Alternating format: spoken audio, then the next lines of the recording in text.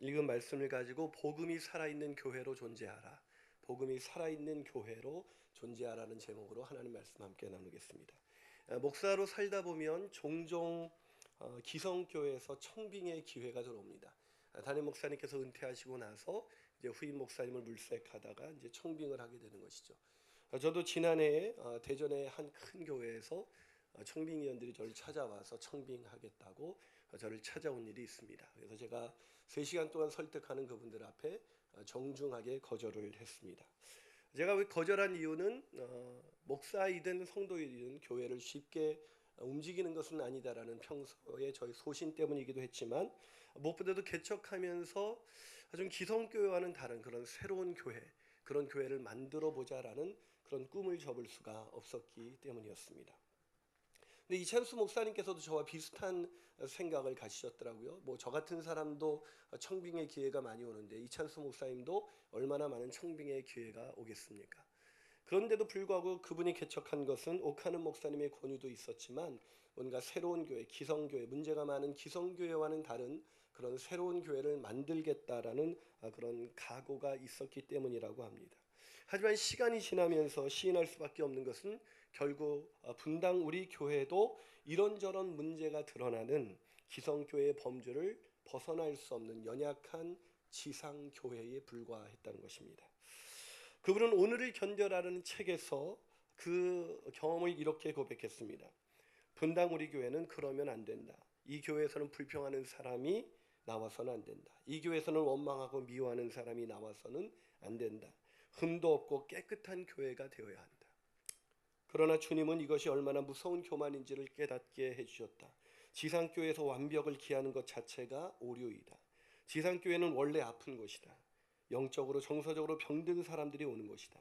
지상교회는 원래 원망과 불평이 많고 자기 잘난 맛으로 사는 사람들이 모여드는 곳이다. 우리의 얘기와 비슷하지 않습니까? 우리 옆 사람에게 인사할까요? 병드셨습니까? 시작. 예, 다 자기 잘난 맛에 오는 그런 병이 들었죠. 오늘은 우리 교회가 창립 4주년을 기념하는 아주 뜻깊은 날입니다. 민족을 치유하고 세상을 변화시키는 새로운 교회라는 그 비전을 가지고 출발한 지 4돌이 되었습니다. 이 새로운이라는 이 단어에 우리 비전을 담았는데, 이 새로운이라는 단어가 영어로 U라는 단어를 사용하고 있지 않습니까? U. 첫 번째 N은 Next Generation, 그래서 다음 세대를 살리는 교회. 두 번째 E는 Evangelism, 그래서 복음이 살아있는 교회. 세 번째 W는 월십, 그래서 예배가 살아있는 교회. 그 교회를 꿈꾸며 지내온 지 4돌이 지냈습니다. 정말 지난 4돌 동안 저도 최선을 다해서 그런 새로운 교회를 만들고자 몸부림치면서 여기까지 왔습니다. 여러분도 저와 같은 심정으로 뭔가 기성교회와는 다른 그런 새로운 교회의 모델을 보여주기 위해서 우리는 함께 애쓰며 여기까지 달려왔습니다. 그런 여러분께 진심으로 감사의 말씀을 드립니다. 하지만 그럼에도 불구하고 제 마음 가운데는 여전히 연약한 우리의 모습들을 여기저기서 볼 수밖에 없었습니다. 하지만 그럼에도 불구하고 저는 민족을 치유하고 세상을 변화시키는 그 새로운 교회에 대한 비전을 포기할 수가 없습니다. 그것은 우리가 그것을 이룰 수 있는 능력을 갖추고 있기 때문이 아니라 주님께서 그런 연약한 우리 교회를 여전히 붙들고 계시고 그런 우리 교회와 여전히 함께 하고 계시기 때문입니다. 아멘이십니까? 그러게 저는 오늘 본문을 통해서 우리가 그런 하나님이 원하시는 그런 새로운 교회를 향해서 계속적으로 달려가기를 원합니다. 그래서 제가 본문을 묵상하면서 이번 주간 얼마나 많이 고민을 했는지 모릅니다. 설교가 잘 잡히지가 않는 거예요. 왜 설교가 안 잡혔냐면 이 본문이 1차적으로 교회에 대한 말씀이 아닙니다. 예를 들면 에베소서 그러면 에베소 교회에 향한 말씀이죠. 그래서 이 말씀이 도대체 오늘 우리 교회에 주시는 하나님의 음성은 도대체 무슨 뜻일까? 아무리 살펴도 이게 잡히지가 않는 거예요. 그래서 계속 하루 종일 온종일 기도하고 있었습니다. 그런데 바로 그때였습니다. 주님께서 성령 하나님께서 제 마음속에 2사람의 환상을 보여줬어요. 하나의 환상은 아그리빠 왕의 환상입니다. 위엄을 갖추고 사람들이 부러워할 만한 그런 높은 지위에서 등장하고 있는 그런 아그리빠 왕. 또 한 사람의 환상은 그런 사람과 극대비적인 인생을 살았던 사도 바울의 모습. 모든 것을 다 잃고 초라한 복음 전도자, 어쩌면 세상적으로 볼 때는 모든 것을 잃었던 초라한 복음 전도자였던 그런 바울의 인생을 두 그림을 보여주었습니다. 그러면서 우리 교회가 아그리빠 왕이 걸었던 길이 아니라 바로 바울이 걸었던 그 복음을 위해서 걸었던 그 길을 걸어야 한다고 주님께서 저에게 말씀하시는 것 같았습니다. 저는 그러게 우리 교회가 계속해서 이 창립 4주년을 맞이하면서 복음이 살아있는 교회, 그런 바울의 길을 걷는 교회가 되기를 주님의 이름으로 축원합니다. 자, 그렇다면 복음이 살아있는 교회가 되기 위해서 우리는 어떻게 해야 될까요? 첫 번째로 복음을 믿는 공동체가 되어야 합니다. 뭘 믿는 공동체요? 복음을 믿는 공동체. 여러분, 복음이 무엇입니까? 예수께서 나 같은 죄인을 위해서 십자가에서 죽으시고 부활하셔서 나의 구주와 나의 주님이 되셨다라는 이것 복음이 아니겠습니까? 여러분, 이 복음을 믿으십니까? 정말로 믿으십니까? 그런데 별로 감격이 없으세요? 여러분, 우리가 복음을 믿는다는 것, 이것은 쉬운 일이 아닙니다. 이 사도행전 22장부터 26장까지 오면서 어떤 사도 바울이 계속해서 복음을 전합니다. 그런데 그 사도 바울이 22장에서 26장까지 그렇게 계속해서 복음을 전하는데도 단 한 사람도 복음을 믿는 사람이 없었어요. 단 한 사람도 말이죠. 여러분, 왜 그들은 예수님을 믿지 않았을까요? 찰스 스윈돌 목사님은 사도행전에서 이렇게 말합니다. 바울은 어떠한 상황에서든지 복음을 전하는 데 최선을 다했다. 하지만 그는 복음을 전하는 자이지 결코 복음을 듣는 사람들에게 강력한 충격을 주어서 주님께로 돌아오게 할 수는 없었다. 무슨 말입니까? 아무리 탁월한 복음 전도자라 할지라도 그 사람 때문에 누군가 예수 믿는 것이 아니라 우리가 예수님을 믿게 된 것, 복음을 듣고 믿게 된 것은 누구의 역사라는 거예요? 하나님의 역사입니다. 믿으십니까? 그런데도 감동이 안 오세요? 하나님이 나 같은 죄인의 삶에 역사하셔서 그 복음을 믿을 수 있게 하셨다. 얼마나 놀라운 축복입니까? 여러분, 고린도 전서 12장 3절에서 그래서 바울은 이렇게 말합니다. 그러므로 내가 너희에게 알리노니 하나님의 영으로 말하는 자는 누구든지 예수를 저주할 자라고 하지 아니하고 또 성령으로 아니하고는 누구든지 예수를 주시라 할 수 없느니라. 성령이 아니고서는 우리가 예수님을 주님이라고 고백할 수 없다는 것입니다. 무슨 얘기예요? 우리가 믿음을 갖게 된 것, 그것은 성령의 역사라는 거예요. 바울이 얼마나 간절한 마음으로 얼마나 탁월하게 복음을 전했습니까? 여러분, 인류 역사상 바울보다 복음을 더 완벽하게 전할 수 있는 사람은 없었습니다. 그럼에도 불구하고 그 바울의 복음 전도를 듣고도 사람들은 믿지 않았습니다. 단 한 사람도 말입니다. 그런데 우리가 무엇이간데, 우리가 무엇이라고 복음을 듣고 복음을 믿게 되었을까요? 그것은 하나님의 놀라우신 역사, 하나님께서 우리를 창세전에 선택하시고 부르셨기 때문인 것을 믿게 되시기를 주님의 이름으로 축원합니다. 그래서 에베소서 1장 3절과 5절에서 바울은 이렇게 감옥에서 갇힌 채로 이렇게 고백합니다. 찬송하리로다 하나님. 내가 하나님을 찬양하지 않을 수가 없었습니다. 아니, 감옥에서 뭐 찬양할 일이 그렇게 있다고요? 터져나오는 찬양을 부르고 있습니까? 생각할수록 하나님의 은혜였습니다. 그는 이어서 이렇게 고백합니다. 창세전에 그리스도 예수 안에서 우리를 택하사 우리로 사랑 안에서 그 앞에 거룩하고 흠이 없게 하시려고 그 기쁘신 뜻대로 우리를 예정하사 예수 그리스도로 말미암아 자기의 아들들이 되게 하셨다. 무슨 얘기? 하나님이 선택하시고 하나님이 예정하시고 하나님이 부르셔서 우리가 하나님의 자녀가 되었다는 것입니다. 저는 오늘 창립 4주년을 맞이하면서 우리 교회 여러분을 보면서 내 마음속에 솟아나오는 감격이 무엇인지 아십니까? 그것은 사람들이 모여들었다는 것이 아니라 그 모인 사람들이 복음을 믿게 되었다는 것입니다. 그들이 진정으로 복음을 깨닫고 놀라운 하나님의 자녀가 되는 역사, 이것이 우리 교회에 지속되는 역사가 되기를 주님의 이름으로 축원합니다. 그 기쁨을 누리시게 되는 저와 여러분이 되시기를 축원합니다. 한 발 더 나가서 우리는 어떻게 복음이 살아있는 교회로 계속 존재할 수가 있을까요? 그 두 번째 비결은 복음을 누리는 공동체가 되어야 합니다. 뭘 누리는 공동체요? 복음을 누리는 공동체. 여러분, 혹시 크루즈 여행을 해보신 적이 있습니까? 저는 안 해봤습니다. 저도 꼭 해본 건 아니에요. 저도 이제 나이가 드디어 5학년이 되었습니다. 이 동안의 나이에 5학년이 됐으니까 놀랍지 않습니까? 제가 5학년이 되고 나서 이 5학년쯤 되면 사람들이 꿈꾸는 여행이 하나 있어요. 그것이 크루즈 여행이죠. 이제 5학년이 되면 한 6학년 때는 크루즈 여행을 좀 가면 어떨까 뭐 이런 생각을 하죠. 제가 이번 주에 참 감동적인 그 문자를 많이 받았습니다. 우리 교인들이 어저께가 제 생일이었는데 제 생일이라고 계속 문자를 보내면서 목사님 축하해요 그러는 거예요. 너무 감동이 됐어요. 근데 분위기가 이상했어요. 예전에 이렇게 많은 문자를 받아본 적이 없었거든요. 교인들이 내 생일을 어떻게 알았지? 나중에 봤더니 김상근 목사님께서 문자로 목자들에게 알려주신 거예요. 순간 밀려오던 모든 감동이 사라졌습니다. 그럼 그렇지. 여러분, 이 5학년쯤 되면 크루즈 여행을 꿈꾸는데 한 젊은이가 젊었을 때부터 그 크루즈 여행 호화 여객선을 타고 싶었어요. 그래서 정말 열심히 일했습니다. 그래서 자신의 모든 것을 투자해서 드디어 호화 여객선에 탑승할 수 있는 티켓을 구매했습니다. 얼마나 설레였을까요? 설레이는 마음으로 딱 여객선에 탑승합니다. 가슴이 뛰기 시작했을 거예요. 이 여객선을 타고 돌아다닐 그 일을 생각했을 때 얼마나 감동스러웠을까. 근데 막상 탔는데 너무너무 힘들었어요. 왜냐하면 이 티켓을 사느라고 돈을 다 털어버렸기 때문에 한 푼이 없는 이 사람은 쫄쫄 굶기 시작했습니다. 며칠은 굶겠는데 너무 굶는 기간이 길어지니까 이 젊은이가 도저히 견딜 수가 없어서 할 수 없이 식당에서 사람들이 먹고 난 음식을 버리는 곳으로 갔습니다. 그리고 그곳에서 자신도 모르게 음식을 집어먹었어요. 그 버려진 음식을 말이죠. 그때 직원이 이거를 발견하고 그 젊은이에게 묻습니다. 아니, 왜 버려진 음식을 먹습니까? 그러자 그 젊은이가 배고파서요.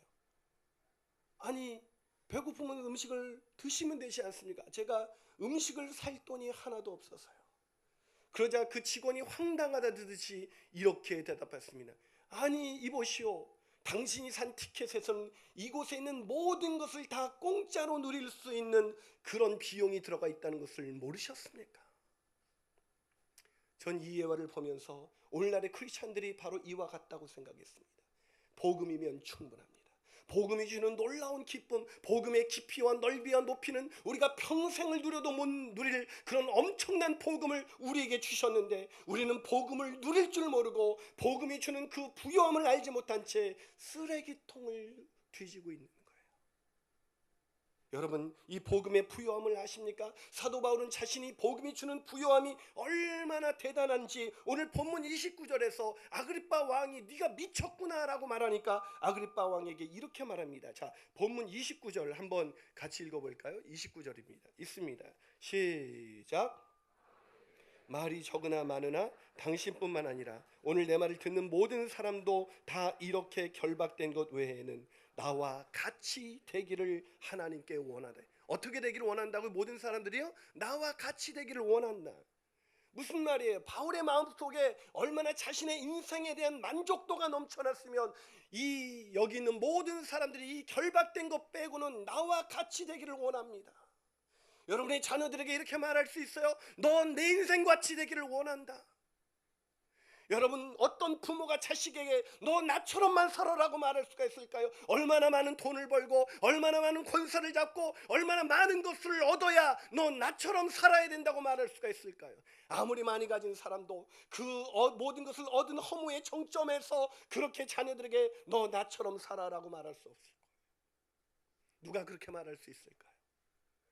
그것은 복음의 부요함을 경험한 사람, 복음의 그 깊이가 어떤 것인지 누려본 사람, 복음의 맛을 본 사람, 그래서 그 복음 때문에 사람들에게, 자기의 자녀들에게 너 나처럼 복음으로 인해서 살라고 그렇게 말할 수 있는 것 아니겠습니까? 하지만 안타깝게도 많은 사람들은 쓰레기통을 뒤지고 있습니다. 복음이 주는 부요함이 뭔지 모른 채 복음을 깨닫지 못하고 있습니다. 그러나 바울은 고린도 후서 6장 10절에서 자신의 인생에 대해서 그 복음이 주는 부요함을 이렇게 설명했습니다. 한번 읽어볼까요? 있습니다. 시작. 근심하는 자 같으나 항상 기뻐하고 가난한 자 같으나 많은 사람을 부요하게 하고 아무것도 없는 자 같으나 모든 것을 가진 자로다. 여러분, 이것이 바로 복음입니다. 근심하는 자 같은데 항상 기뻐합니다. 가난한 것 같은데 너무 부여해서 다른 사람을 부여케 합니다. 아무것도 없는데 모든 것을 가진 인생, 그것이 바로 복음이 주는 놀라운 능력이라는 것을 알고 계십니까? 그런데도 복음을 누리지 못하는 사람들, 복음을 믿고도 복음이 주는 그 놀라운 감격을 그 감격을 잃어버린 사람들, 복음이 주는 이 기쁨이 뭔지 몰라서 쓰레기통을 지르면서 어떻게 하면 내가 만족할 수 있을까, 그렇게 살아가는 인생들, 그 인생들 앞에서 오늘 바울은 우리를 향해서 말하고 있습니다. 복음을 누리라고, 복음을 누리는 그런 복된 인생을 살라고, 복음을 누리는 가정이 되라고, 복음이 누리는 그런 교회가 되라고 우리에게 말씀하고 있습니다. 사랑하는 여러분, 복음을 믿을 뿐만 아니라 누리게 되는 인생 살게 되시기를 주님의 이름으로 축원합니다. 마지막으로 살아있는 교회가 되기 위해서는 우리는 어떻게 해야 될까요? 그 마지막 세 번째 비결은 복음을 나누는 공동체가 되어야 합니다. 복음을 나누는 공동체. 저희 어머니께서는 식물을 키우시는 것을 되게 좋아하십니다. 어렸을 때부터 아무리 가난해도 이렇게 식물을 키우셨어요. 근데 식물을 키우시다 보면 화분이 막 늘어나는 거예요. 전 또 산 줄 알고 엄마한테 또 샀어요 그랬더니 그게 아니라 이게 나누어져서, 이게 화분이 성장하면 나누어져서 그렇게 되었다는 거예요. 그러면서 어머님은 그런 말씀을 하셨죠. 살아있는 것은 다 이렇게 나눌 수 있게 된다. 저는 그때 깨달았습니다. 살아있는 것의 공동점, 살아있는 것의 그 본질이 무엇입니까? 살아있으면 나눌 수 있다는 것입니다. 세포가 살아있는 사람만이 세포가 배가 되고 분열해서 배가 돼서 나누어질 수가 있습니다. 살아있는 것은 나누는 것이고 나누는 것이 성장하는 것입니다. 다시 말해서 우리가 복음이 살아있는 그런 인생, 복음이 살아있는 가정, 복음이 살아있는 교회 속에서 산다는 것은 우리가 계속해서 복음을 나누는 인생, 복음을 나누어주는 그런 놀라운 인생을 살게 된다는 것입니다. 하지만 많은 사람들이 그렇게 복음을 나누지 못하고 있습니다. 왜 복음을 나누지 못할까요? 오늘 본문에서 바울을 보세요. 이 바울은 계속해서 복음을 나누고 있습니다. 어떻게 복음을 나누고 있습니까? 계속해서 사도행전 9장에서 복음을 믿고 누리게 되면서 사도 바울의 마음 가운데는 끊임없이 복음을 나눕니다. 왜요? 지치지도 않습니까? 피곤하지도 않습니까? 우리가 뭔가 하다 보면 피곤하잖아요. 아무리 좋은 것도 하다 보면 지치잖아요. 여러분, 사람들의 절망이 무엇입니까? 사람들이 기쁨을 잃어버렸다는 것입니다. 왜 기뻐하지 않습니까? 아무리 세상에 있는 거 가져도 그때뿐이라는 거예요. 그것이 지속적인 기쁨을 우리에게 줄 수 없습니다. 그래서 사람들은 불행한 것입니다. 여러분, 사람은요, 기뻐하면 지치지 않습니다. 기뻐하면 힘들어하지 않습니다. 기쁜 일이라면 언제든지 그걸 지속할 수 있는 거예요. 그 기쁨을 바꾸는가요? 행복하다면, 봉사하는 게 행복하다면, 목장에 가는 게 행복하다면, 예배하는 게 행복하다면, 봉사하고 섬기는 게 행복하다면, 전도하는 게 행복하다면 우리는 그 일을 지속할 수가 있어요. 근데 행복하지 않은 것, 기쁘지 않은 것 지속할 수가 없습니다. 바울은 어떻게 지속할 수가 있었을까? 훈련을 받았기 때문일까요? 아니에요. 바울은 어떻게 사명으로 감당한 것이 아니요. 바울은 기뻤습니다. 왜요? 복음의 부요함이 넘쳐나고 있었거든요. 복음의 기쁨. 그 복음의 기쁨이 그 안에서 계속해서 샘솟으니까 누군가에게 나눠주지 않고는 배길 수 없는 인생을 살게 된 것입니다. 그런 복음의 기쁨이 있으세요? 왜 복음의 기쁨을 잃어버렸을까? 여러분이 처음에 예수님 만났던 생각, 그때를 상상해 보세요. 그때 여러분의 환경과 여건이 바뀌어서 행복했습니까? 아니요. 예수님 만난 그 순간에 복음으로 충분한 인생, 그 기쁨을 누리는 순간 여러분은 복음을 나누기 시작했습니다. 전도 훈련을 받지도 않았는데 복음을 나누기 시작했습니다. 왜요? 복음의 부요함이 여러분의 마음을 지배하고 있었기 때문이죠.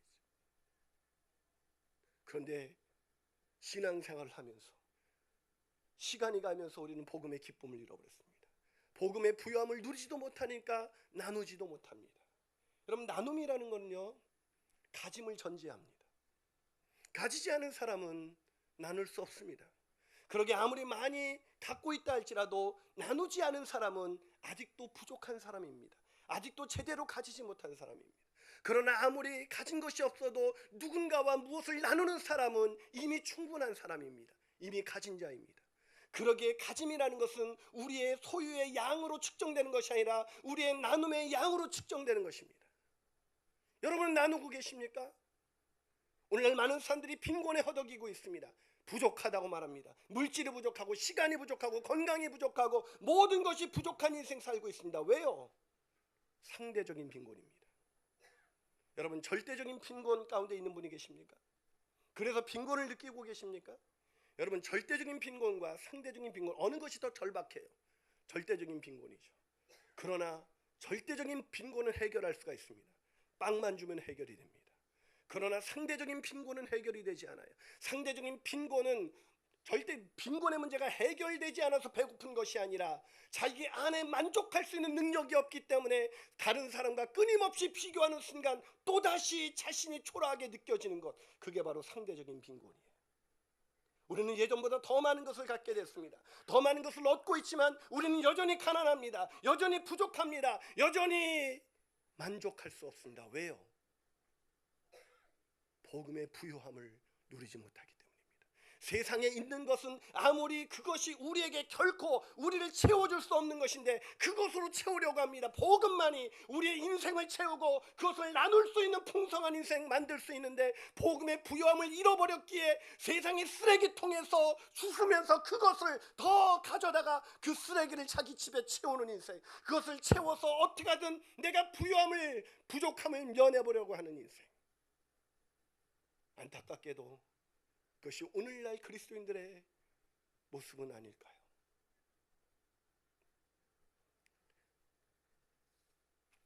제가 김천에 있었던 한 자매를 만났습니다. 이 자매는 조선족 자매였어요. 이 자매는 노처녀였고 물질도 없어 보였습니다. 조선족 자매가 한국 땅에 와서 뭘 돈을 벌 수가 있었겠어요. 근데 이 자매가 또 전도사님이었습니다. 신학을 했어요. 그 자매를 보면서 자매하고 잠깐 교제를 나눴는데 그 자매가 굉장히 기쁜 거예요. 그래서 제가 그 자매한테 이렇게 물었습니다. 자매님, 뭐가 그렇게 기쁘세요? 그래서 그 자매가 저에게 반문했습니다. 목사님은 안 기쁘세요?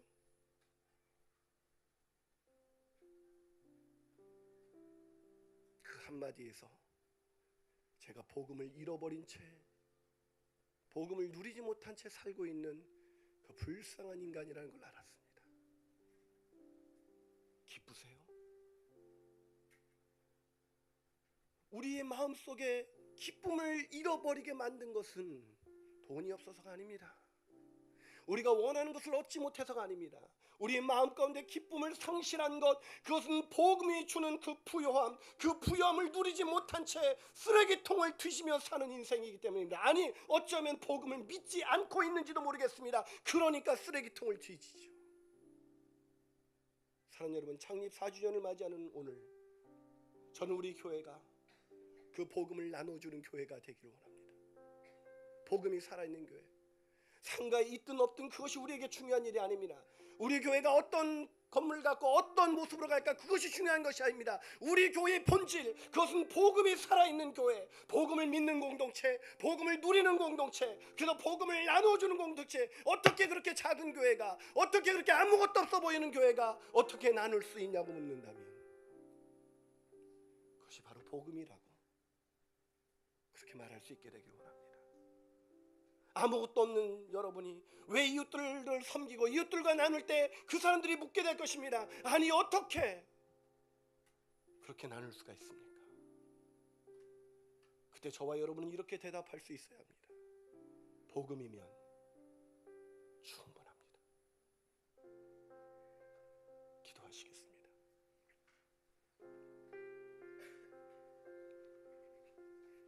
사랑하는 여러분,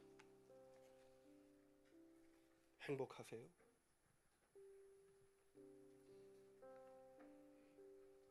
질문을 바꿔볼까요? 사랑하는 여러분, 기쁘세요?